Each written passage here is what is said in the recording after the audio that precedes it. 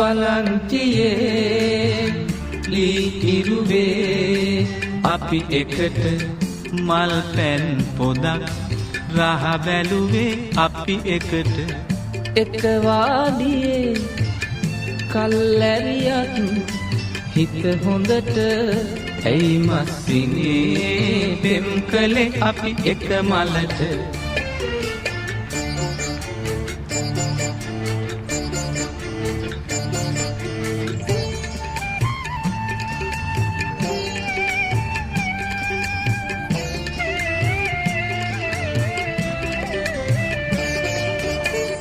විරසක වීරුපුන්